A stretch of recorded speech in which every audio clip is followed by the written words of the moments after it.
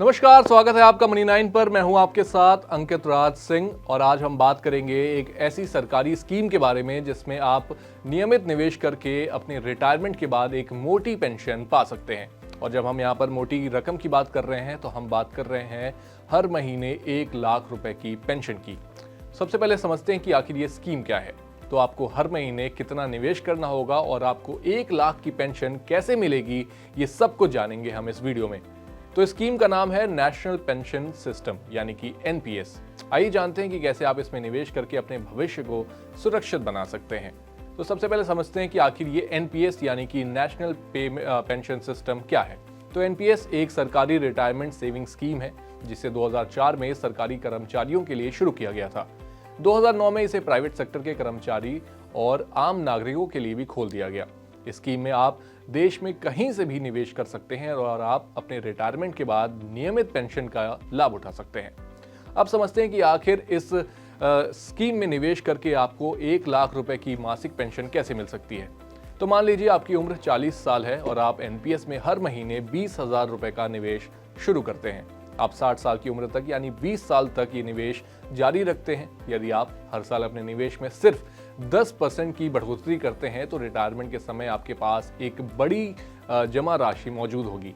NPS के नियमों के अनुसार आप जो कुल जमा राशि का सिर्फ और सिर्फ 60 एकमुश्त निकाल सकते हैं, जबकि बाकी का 40% आपको एन्युटी प्लान खरीदना होगा जिससे आपको मासिक पेंशन मिलती रहेगी।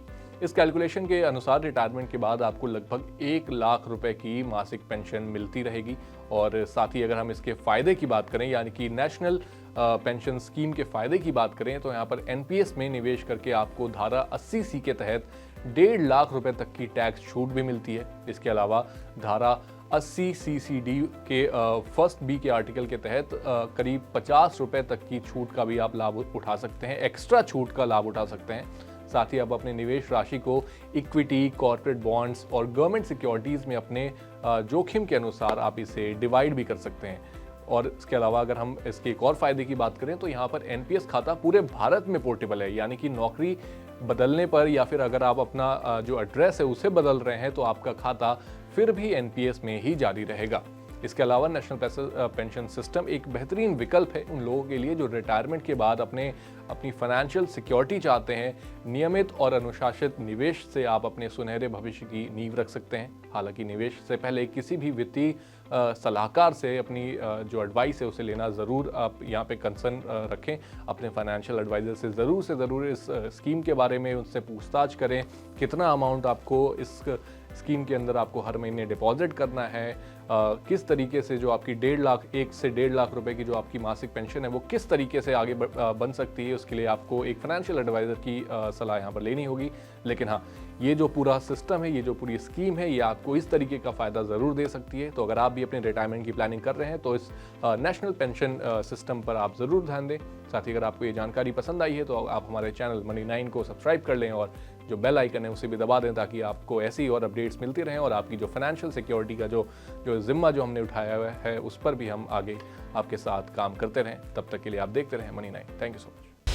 शुरू हो गया बजट काउंटडाउन। एक तरफ ग्रोथ, दूसरी तरफ महंगाई, सरकार के सामने चुनौतियां हजार। इनकम टैक्स पर उम्मीदें कर दो पूरी सरकार। बाजार की भी दिक्कतें सुलझा दो सरकार के ऐलान और शेयरों में हलचल। शेयरों में हो रहा हर दिन नुकसान।